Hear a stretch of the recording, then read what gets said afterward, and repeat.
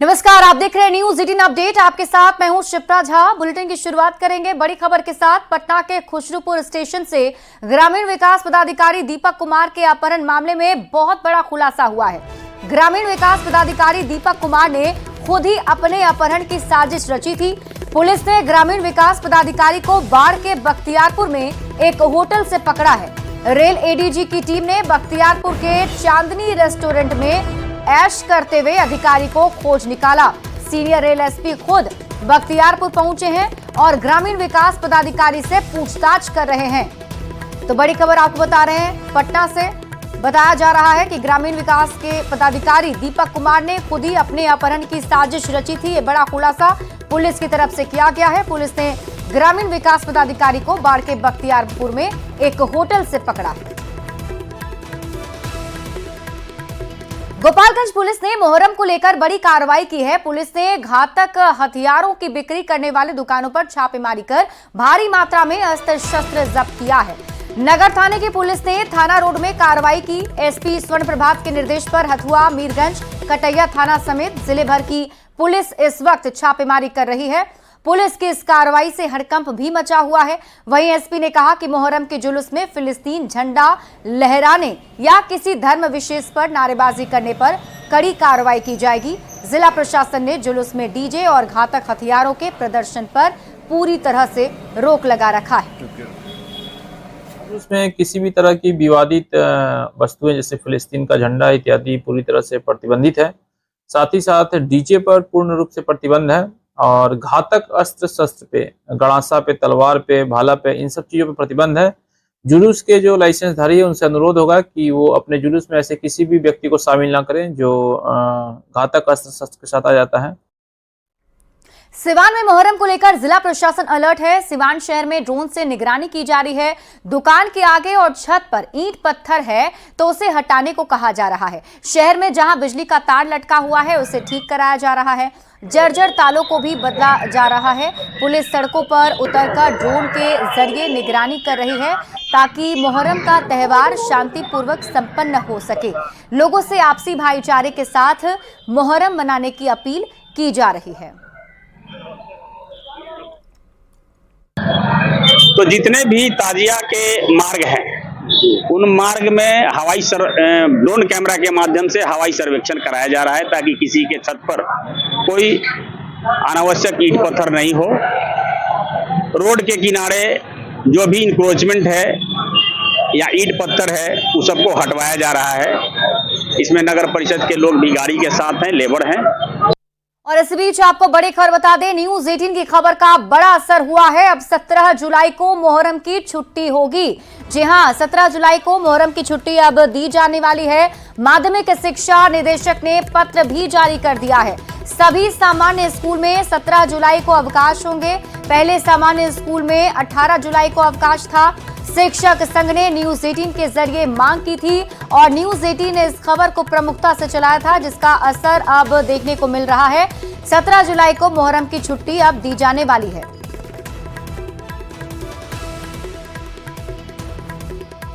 नाम मातमी जुलूस का, लेकिन काम माहौल बिगाड़ने वाला, यही हकीकत है समस्तीपुर के दलसिंह सराय थाना क्षेत्र में हुए मोहर्रम जुलूस की, जहां ताजिया खेलने के दौरान एक पूरे परिवार को निशाना बनाया गया। उसकी कार पर हमला किया गया। इस हमले में परिवार के कुछ लोगों को चोट भी आई, लेकिन सवाल पुलिसिया कार्रवाई पर है, क्योंकि पीड़ित परिवार का आरोप है कि हमले के दौरान पुलिस को कॉल किया गया, लेकिन मदद के लिए पुलिस नहीं पहुंची। ये रिपोर्ट देखिए। मातमी जुलूस के दौरान बवाल, पुलिसिया कार्रवाई पर सवाल।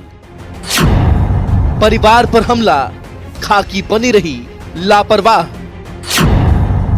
खतरे में पूरे परिवार की जान, लापरवाही के लिए कौन जिम्मेदार?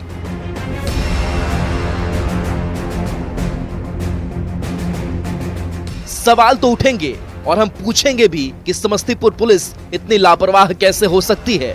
समस्तीपुर पुलिस मातमी जुलूस के दौरान कैसे सो सकती है?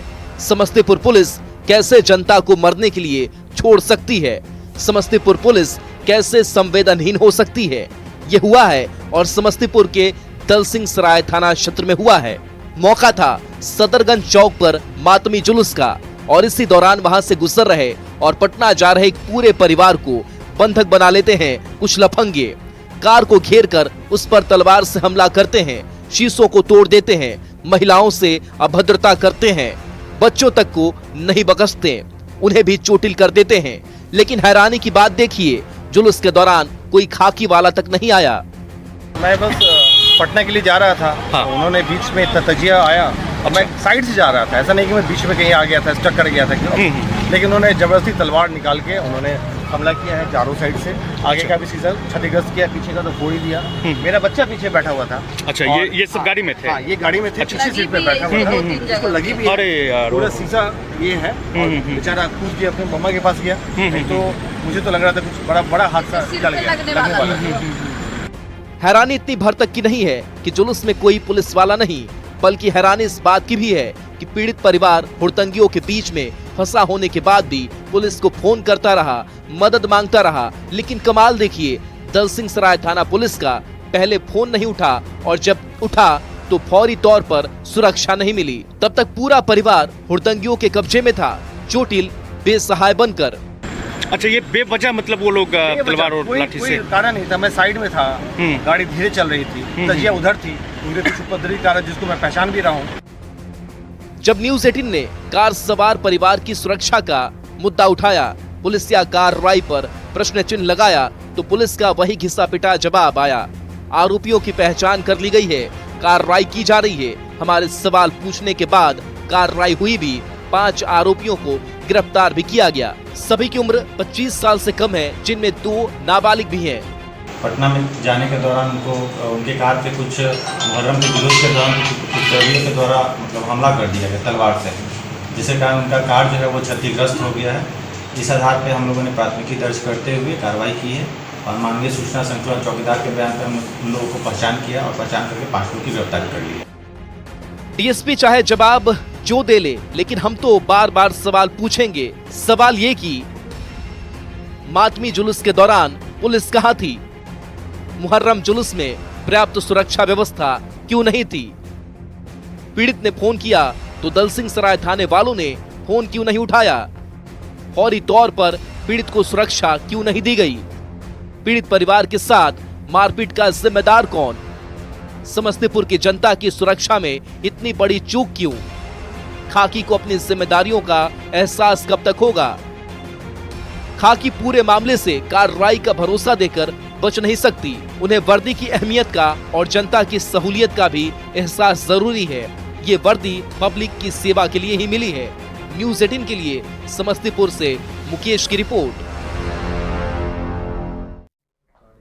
अगली खबर आपको कैमूर से बता दें, जहां पुलिस ने कई प्रिंटिंग प्रेस में छापेमारी की है और ये कार्रवाई आगे भी चलेगी।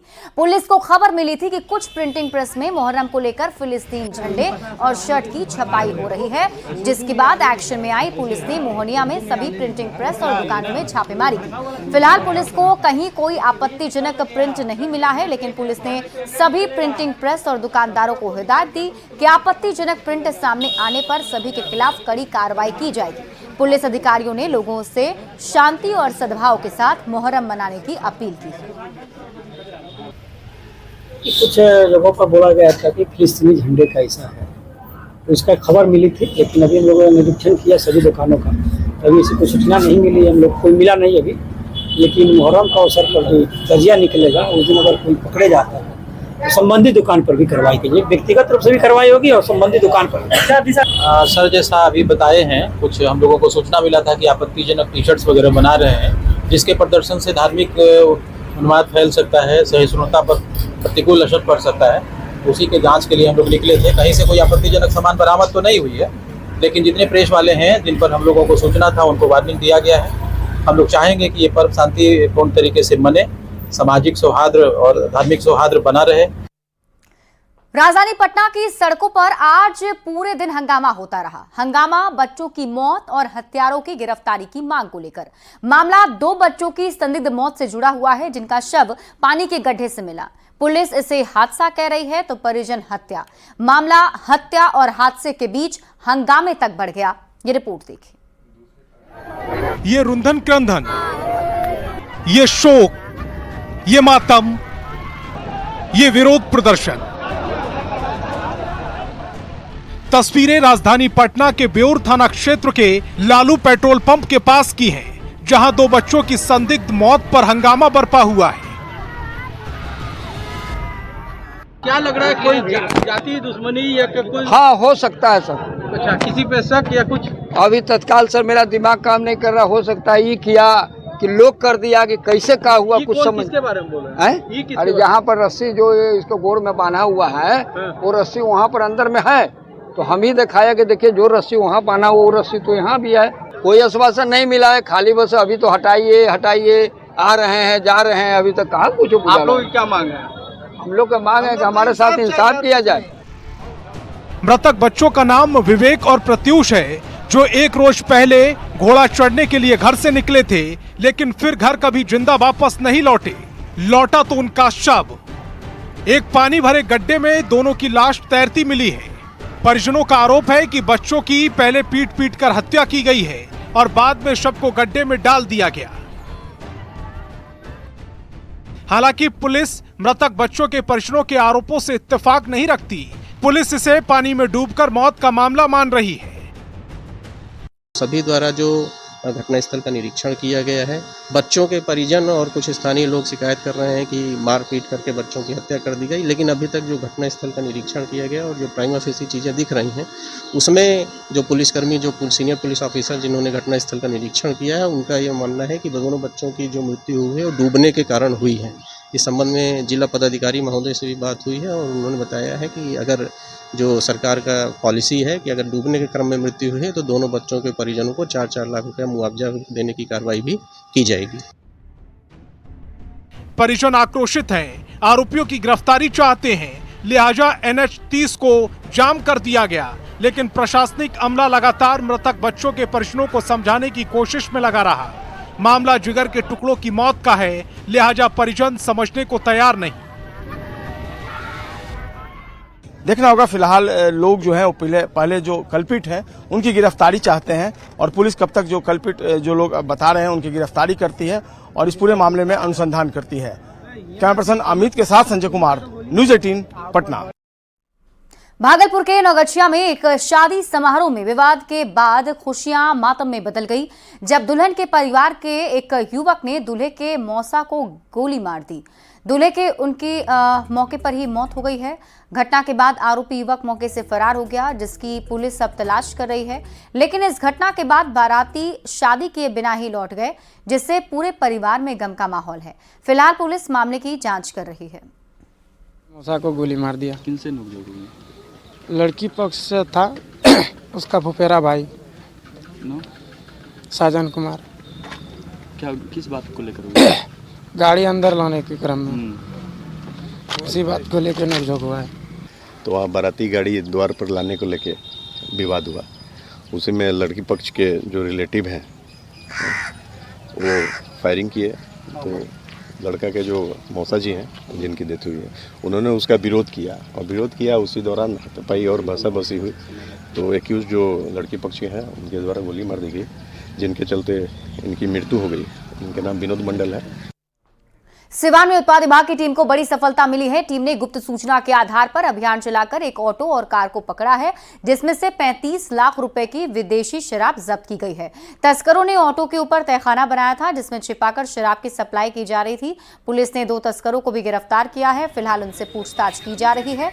उत्पाद अधीक्षक ने बताया कि लगातार शराब की खेप सिवान से पकड़ी जा रही है, क्योंकि सिवान बिहार यूपी का बॉर्डर इलाका है। ऐसे में शराब तस्कर कई तरह के हथकंडे अपनाकर शराब की तस्करी करने के फिराक में रहते हैं।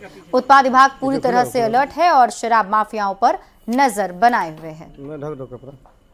यहाँ शराबबंदी होने के कारण अलग अलग तरीके से लोग कर रहे हैं, बॉडी पेस्टिंग करते हैं, अलग अलग तहखाने बनाते हैं, किसी चीज को कवर या सील्ड के रूप में यूज करके शराब का करते हैं। तो पुलिस विभाग को और एक्साइज को भी जैसे जैसे पता चलता है उस पर त्वरित कार्रवाई की जाती है। और भी सिवान में अधिकतम शराब रिकवरी में से, जो बिहार के अधिकतम जिले हैं उसमें से अधिकतम शराब रिकवरी में से जिला है। हम लोग उसको लेके चाक चौबंद हैं। कटिहार से बड़ी खबर है, जहां रंगदारी नहीं देने पर अपराधियों ने फायरिंग की है। फायरिंग की पूरी तस्वीर वहां लगे सीसीटीवी कैमरे में कैद हो गई। नगर थाना क्षेत्र के रामपारा चौक की एक घटना है। बताया जा रहा है कि पीड़ित सीमेंट व्यवसायी ने थाने में इसकी शिकायत भी की, जिसके बाद पुलिस पूरे मामले की अब जांच में जुट गई है। रंगदारी मांगने के लिए एक लड़का आए हुए थे जो जिनका नाम टिंका है। हमको बोला जो तुम पैसा दो वरना तुमको गोली मार देंगे। तो हमने बोला जो हम पैसा नहीं देंगे। तो बोला जो ठीक है नहीं देगा तो हम तुमको गोली मार देंगे। ये घटना है 10:45 का। 11:45 में वो बंदा फिर मेरे पास आया, आके मेरे को बोला जो तुम पैसा दो वरना तुमको गोली मार देंगे। इतना बोलते बोलते अपना पॉकेट से वो निकाल के वो फायरिंग किया, जो फायरिंग हमारा मकान में स्पॉट हुआ है। बिहार सरकार शिक्षा में चाहे लाख सुधार करने के दावे कर ले, लेकिन शिक्षक हैं कि सुधरने का नाम नहीं ले रहे हैं। आरा में एक बार फिर से स्कूल में शिक्षक के सोने का वीडियो सोशल मीडिया पर वायरल हो रहा है। यह वीडियो चरपोखरी प्रखंड के मदई प्राथमिक विद्यालय का बताया जा रहा है, जहां शिक्षक रितेश्वर कुमार स्कूल के क्लासरूम में कुर्सी पर बैठकर चैन की नींद सो रहे हैं और बच्चे क्लासरूम में खेल रहे थे। यह वीडियो अब सोशल मीडिया पर वायरल हो रहा है। जब गुरुजी क्लासरूम में चैन की नींद ले रहे थे तभी किसी ने यह वीडियो बना लिया और इसे सोशल मीडिया पर वायरल कर दिया।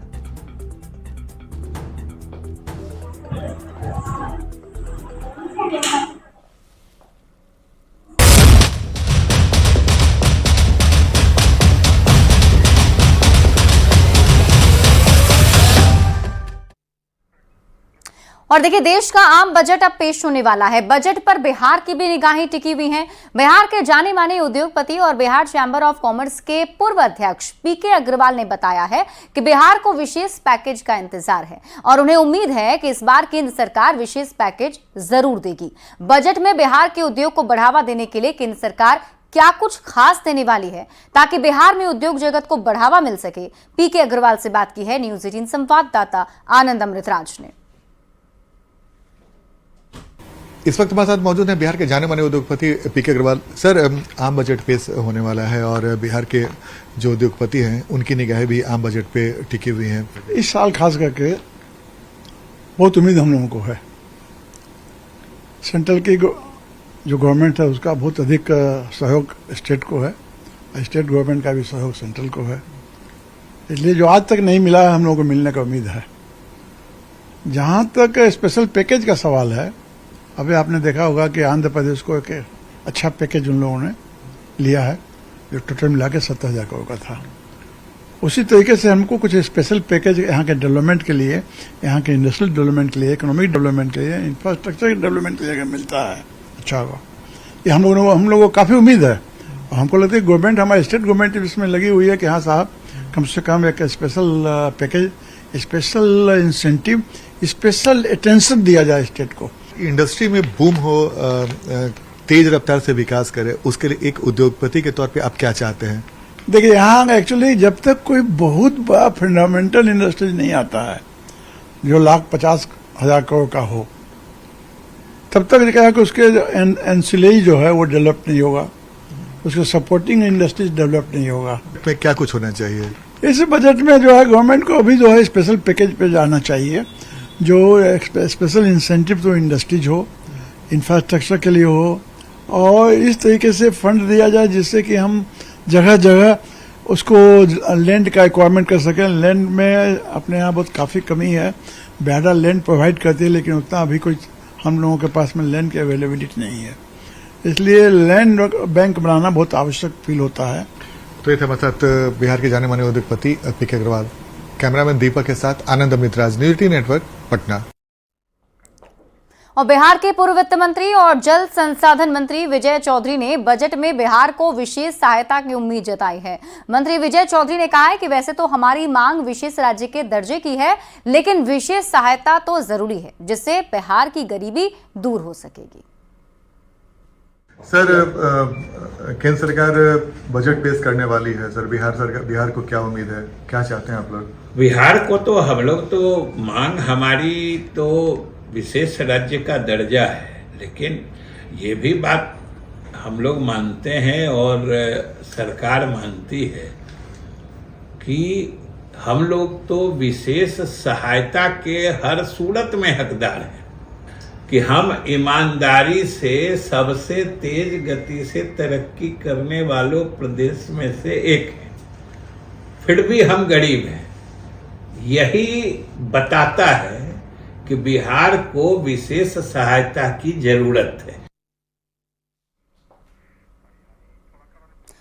तो देखिए, अब वित्त मंत्री से मांग की जा रही है क्योंकि बजट अब पेश होने वाला है। 23 जुलाई को बजट पेश किया जाएगा और इसके साथ ही बिहार को इस बजट से काफी उम्मीद है क्योंकि बिहार की मांग है। और जैसा कि आपने देखा कि जेडीयू की तरफ से लगातार ये मांग उठाई जा रही है कि विशेष राज्य का दर्जा इस बार दिया जाए।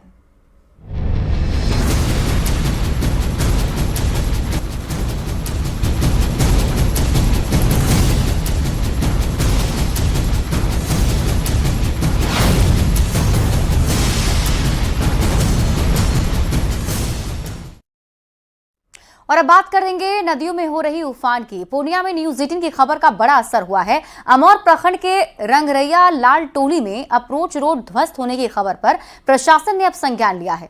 कटाव निरोधक काम कर अप्रोच रोड को फिर से चालू करवाया गया।